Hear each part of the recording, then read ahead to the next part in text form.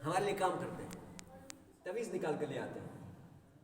دعویٰ ہے یا نہیں؟ لوگ بتاتے نہیں بتاتے؟ اور حساب کرتے ہیں، بتائیں گے کہ مطلوب صاحب کو جادو ہو گیا ہے، سایہ ہو گیا، نظر ہو گیا ہے. ہمارا موکل اس کی تویز نکال کر لائے گا قبرستان سے، پتہ فلاں جگہ سے. پھر وہ انگوٹھوں میں بھی کچھ بزرگ دکھاتے ہیں، بچوں کو کہتے ہیں انگوٹھوں میں دیکھو، تو انگوٹھوں میں دیکھ چوری ہو گیا ہماری، بچے کو بلاؤ نکال دیتے ہیں. بچہ دیکھ رہا ہے وہ بندہ آیا، وہ لے کر گیا، اور وہ جا رہا ہے، وہ گلی میں گیا، وہ فلاں. دیکھا آپ لوگوں نے؟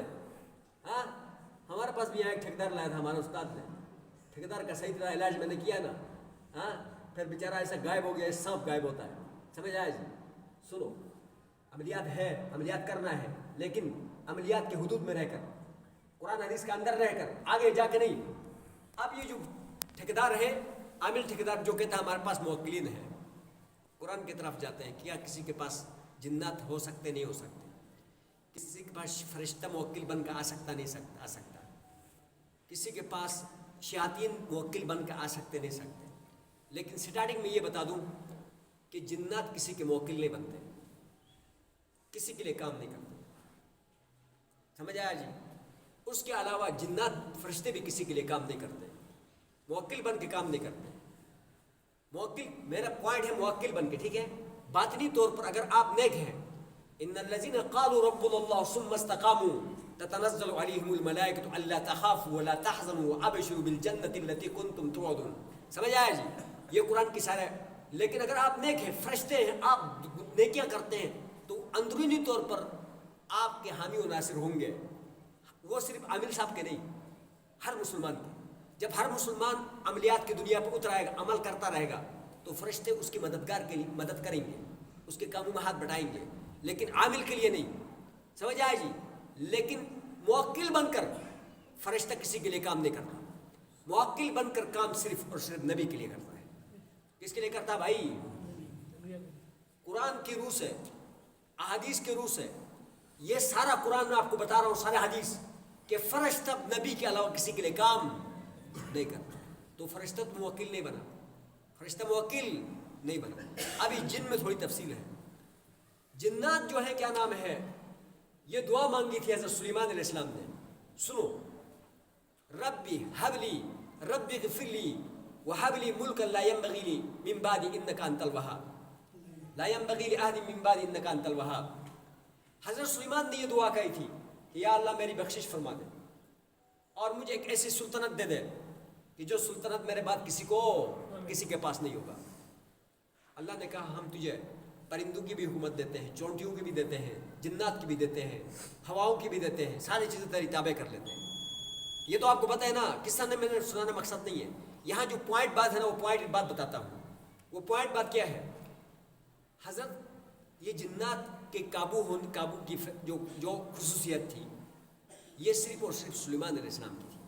یہ قرآن کی آیت میں نے دعا کی صورت میں نے آپ کو بتا دیا، ٹھیک ہے جی؟ یہ خصوصیت ایک صرف سلیمان علیہ السلام کی تھی. اب اس کی تفسیر ہم حدیث میں دیکھتے ہیں کہ کیا حدیث بھی اس بات کی تائید کرتی ہے کہ یہ سلطنت جو ہے نا جنات کے قابو کرنے کی، جنات کو اپنا موکل بنانے کی جو طاقت ہے وہ صرف سلیمان کے پاس تھی. یہ تو قرآن نے بتا دیا. اس کو بولو چپ کرو، ادھر دیکھو. سمجھ آیا جی؟ وہ یہ طاقت صرف سلیمان علیہ السلام کے پاس تھی، ٹھیک ہے؟ اب اس بات کی قرآن نے تو بتا دیا کہ طاقت صرف سلیمان کے پاس تھی. اب اس کی تائید حدیث کرتی نہیں کرتی، اس کی طرف ہم جاتے ہیں. نبی علیہ الصلوۃ والسلام مسجد نبوی میں رات کو نماز پڑھنے کے لیے آئے. جب رات کو نماز پڑھنے کے لیے آئے تو عفریت نامی ایک جن آیا جو نبی علیہ السلام کی نماز کو توڑوانے لگ گیا، مزاحمت کرنے لگا. تو نبی علیہ السلام نے اپنے دفاع کرتے کرتے آخر وہ اس نے تنگی کر دی، تو ان کے درمیان میں کشتی ہوا. پھر نبی علیہ الصلوۃ والسلام نے اس عفریت نامی جن کو قابو کیا اور نیچے گرا کے اوپر بیٹھ گئے. پھر نبی علیہ السلام فرماتے ہیں میرے دل میں آیا کہ میں اس کو مسجد نبوی کی ستونوں کے ساتھ باندھ دوں اور پھر صبح اس کے آ کر میرے صحابہ اس کا تماشا دیکھیں. لیکن میرے دل میں آیا کہ یہ اعزاز تو ایک صرف سلیمان کو حاصل ہے، میرے بھائی سلیمان کو حاصل ہے. اگر یہ میں کام کرتا ہوں تو میرا بھائی کیا ہو جائے گا؟ یعنی وہ کہے گا کہ اس میں پھر میری کیا خصوصیت تھی. تو اس کو میں شرمندہ نہیں کرنا چاہا اور اس کو میں نے چھوڑ دیا. آپ کو سمجھ میں آیا جی؟ تو اس آیت سے اور اس حدیث سے یہ معلوم ہوتا ہے کہ جنات کسی کے موکل نہیں بنتے. اگر بالفرض بن بھی گئے تو جیسے مجھے اور آپ کو نہیں پتہ کہ اس کے اوپر کیا ہوا ہے یا اس کے تعویذ کہاں دفن ہوئے ہیں، جیسے مجھے اور آپ کو علم غیب کا نہیں پتہ، اسی طرح شیاطین کو بھی علم غیب کا نہیں پتہ. اس کی میں آپ کو دلیل دے دوں. حضرت سلیمان علیہ السلام بیت المقدس تعمیر کرا رہے ہیں. اس دوران اپنی کرسی کے اوپر وہ فوت ہو گئے. اپنی کرسی کے اوپر جب فوت ہو گئے تو ان شیاطین جو یا جنات جو بیت المقدس تعمیر کر رہے تھے، گا رہے مٹیاں اٹھا رہے تھے، ان کو نہیں پتہ چلا اور دماغ نے کاٹ کاٹ کے اس کی سوٹی کٹ دی تو وہ ادھر ہی گر گئے. ایسے پکڑا ہوا تھا نا، گر گئے. تو ان کو پتہ چل گیا اوہ یہ تو کب کے فوت ہو گئے. اللہ تعالیٰ فرما رہے ہیں کہ اگر ان جنات کو اگر علم غیب حاصل تھا ہوتا تو یہ اس رسوائی والے کام میں اپنے آپ کو مصروف ہے نہ کرتے. اسی وقت جب ان کو پتہ چل گیا کہ فوت ہو ادھر ہی چھوڑ جاتے. سمجھ آیا جی؟ تو جنات اگر تیرا موکل ہے بھی لا او ٹھیکیدار صاحب، اگر جنات تیرے موکل ہے بھی تو اس کو علم غیب ہے نہیں، اس کے پاس ہے، تو اس کو کیسے پتہ چلے گا کہ اس کے اوپر جادو ہے یا اس کی تعویذ کہاں دفن ہے؟ آپ کو سمجھ آ رہی نہیں آ رہی ہے؟ سمجھ آیا؟ اگلی بات سنو. یہ جو علم غیب کے بارے میں بات ہے، یہ دیکھو حساب کے بارے میں بات ہے.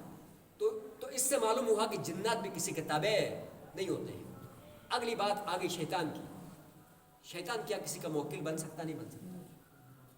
فرشتے تو بولو نا یار، فرشتے کسی کے موکل جو ہے جنات نہیں بنتے ہیں. پھر شیاطین کسی کے موکل بن سکتے نہیں بن سکتے؟ اب قرآن حدیث کی طرف جائیں. شیاطین موکل بن سکتے ہیں. شیاطین کیا ہو سکتے ہیں؟ آپ کے موکل بن سکتے ہیں، لیکن وہ آپ کی غیب کی چیزیں پوری کرنے کے لیے نہیں. وہ آپ کو جھوٹ بتانے کے لیے، وہ آپ کے لیے وسوسے پیدا کرنے کے لیے، وہ آپ کسی کو نقصان دینے کے لیے کہ یہ جائے گا، یہ جو عامل ہے یہ کہے گا جاؤ پھلا کا گردن وہ دبا دو تو وہ میرے پاس آئے گا تو میں اس کو غلط راستوں میں غلط عقیدوں میں لگا دوں گا. ٹھیک ہے جی؟ تو شیاطین ہو سکتے ہیں. تو اسلام شیاطین کے مکلف ہے. ہم ان کے کام کے مکلف ہی نہیں ہیں.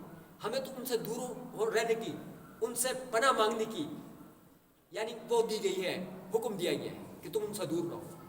ہم تو کسی شیطان کے پیچھے چلنے کا وہ نہیں ہے، مامور نہیں ہے، پابند نہیں ہے. اس سے تو ہمیں دور رہنے کا حکم دیا گیا ہے. تو اس سے پتہ چل گیا کہ جو عامل ہمارا کہتے ہیں کہ ہمارے پاس موکل ہے تو وہ جھوٹ بولتے ہیں. ان کے پاس کوئی عامل نہیں ہے. اگر کوئی شیطان اس کے ساتھ ہے تو وہ بھی شیطان ہے، اس بھی یعنی ساتھ والا بھی شیطان ہے. تو ایسے شیطانوں کے پیچھے پڑنے کو ہماری ضرورت ہی نہیں ہے. جہاں تک تکلیفات ہیں وہ اعمال میں نے آپ کو بتایا کہ ہر مومن کے لیے اللہ کے نبی نے کیا دیا؟ عمل دیا. دوسرا حساب کتاب، کہ میرا حساب کر لینا، میرا حساب کر لینا کہ مجھے کیا ہوا ہے. حساب کے حوالے سے جاتے ہیں. بتاؤ اللہ کے بعد روئے زمین کے اوپر سب سے بڑا عالم کون تھا؟ محمد مصطفیٰ صلی اللہ علیہ وسلم. کون تھا؟ نبی علیہ الصلوۃ والسلام تھا. نبی علیہ الصلوۃ والسلام کو جادو ہوا. نبی علیہ السلام کو 6 مہینے جادو رہا ہے. کتنے مہینے؟ 6 مہینے جادو رہا ہے. اور لبید بن عاصم نے کیا ہے، وہ جیسا بھی شروع میں بتایا تھا، ایک کنگھی میں اس نے جو ہے کیا وہ داغوں میں جو ہے گرے لگا کے جادو کیا، کنگھی لے اور کنویں کے اندر دفن کیا. نبی علیہ السلام کو 6 مہینے جادو رہا. امام الانبیاء، فخر الرسل، علم کا سمندر کو مجھے پتہ نہیں ہے کہ مجھے میرے اوپر جادو ہوا ہے. کوئی حساب نہیں کر سکے ہیں، کوئی غیب سے نہیں بتا سکے ہیں کہ میرے اوپر جادو ہوا ہے. تکلیف کیا ہو رہی تھی؟ نبی علیہ السلام ابھی نماز پڑھ کے بیٹھے بھول جاتے تھے کہ ہم نے پڑھی نہیں پڑھی. صحابہ سے پوچھتے تھے کہ ہم نے نماز پڑھی ہے. تو فرمایا کہ جادو کا سب سے مشکل ترین جو عمل ہے وہ بندے کے اندر نسیان پیدا کرتا ہے. کیا پیدا کرتا ہے؟ یعنی نسیان پیدا کرتا ہے. تو پھر بعد میں فرشتوں نے آ کر، ایک فرشتہ پاؤں کے پاس بیٹھا، ایک سر کے پاس بیٹھا. اس دوران نبی علیہ السلام آرام کر رہے تھے. سر والے نے پاؤں والے سے پوچھا کہ اس کو کیا ہو رہا ہے، اس کو کیا تکلیف ہے؟ اس نے کہا اس کو جادو ہوا ہے. کس نے کیا ہے؟ لبید بن عاصم نے کیا ہے. کس پہ کیا ہے؟ بالوں پہ کیا ہے، کنگھی کے ساتھ لپیٹ کر کنویں کے اندر دفن کر اوپر سے پتھر رکھا گیا ہے. کیا علاج ہے؟ کل جو صورتیں اتری ہے سورہ فلق والناس، ان بالوں کے اندر بھی گرے ہیں، 11 گرے ہیں، ان میں بھی 11 آیتیں ہیں. ایک ایک آیت پڑھ کے ایک ایک گرے کو کھول کے دم کیا جائے، جادو ختم ہو جائے گا. نبی علیہ السلام جاگے، صحابہ کو بلایا، گوڑ سپیڈ لگاؤ، پھلا جگہ جاؤ، نکال کے لے آؤ. کیا، ٹھیک ہو گیا. نبی نے اپنا حساب نہیں لگایا، لیکن میرا ٹھیکیدار صاحب نے حساب لگا کے امت کو گمراہ کیا ہوا ہے. میرا عامل ٹھیکیدار صاحب نے حساب لگا کر امت کو گمراہ کیا ہے کہ میں حساب لگا رہا ہوں, سمجھ آئے جی, اور تمہارے سارے معاملات حل ہو جائیں گے, تم سارے یہ کام کر دینا. اما یجیب المضطر, آخر میں یہ آیت سن لو بس. اما یجیب المضطر اذا دعاه ويكشف السوء ويجعلكم خلفاء الارض الہ مع اللہ قلیلا ما تذکرون. یہ 20ویں پارے کے جو ہے شروع میں اللہ نے 12 چیلنج کیا ہے. اس چیلنج کے اندر یہ بھی ایک چیلنج ہے کہ روئے زمین پر کوئی ہے کسی مجبور کی مجبوری کو, اس کی بیماری کو, اس کی نوکری کو, اس کی گھر کے حالات کو کوئی بحال کر سکے. ہاں, کوئی دنیا کے اندر ہے تو بتائے, کوئی عامل ہے, کوئی مولوی ہے, کوئی دنیا کا آدمی ہے, اس کے کوئی حل نکال کے دکھا دے. کہ تب کوئی حل نکال کے نہیں دکھا سکتا ہے. ایک خدا کی ذات ہے جو حل نکال کے دکھا سکتی ہے, لیکن قلیلا ما تذکرون ایک شکوے کے ساتھ کہا, اس کو تم بہت کم یاد کرتے ہو. اور عاملوں کی تلاش میں کراچی تک جاتے ہو, ملتان تک جاتے ہو, سوابی تک جاتے ہو, اور کشمیر کے جو ہے دروں کو تم نے ایک نہیں چھوڑا ہے, تمام زیارتوں کو ایک نہیں چھوڑا ہے. تمہیں شفا وہاں سے نہیں ملی. جس ذات کے پاس شفا ہے, جس ذات کے پاس قدرت ہے, اور جس ذات سے اپنے معاملات حل کروا سکتے ہیں, اور جن سے انبیاء نے اپنے معاملات کو حل کرا سکے, اس کو چھوڑ کر اور عاملوں کے در کھا کر اور چھوٹے چھوٹے اعمال یاد کرنا چھوڑ کر اور لمبے لمبے سفر کرتے ہو, تو پھر دھکے کھانا ہی کھانا ہے, اور اپنے مال کو ضائع کرنا ہی کرنا ہے, اپنے عزت آبرو کو برباد کرنا ہی کرنا ہے. تو آج کے بعد عزم کرو کہ جو بھی معاملہ ہو علماء سے سیکھو, سیکھنا ضروری ہے. سیکھ کے وہ عمل خود کیا کرو, اور خود ہی عمل کرو گے, اس کا اثر بھی کیا ہوگا, زیادہ ہوگا. وآخر دعوانا الحمدللہ رب العالمین.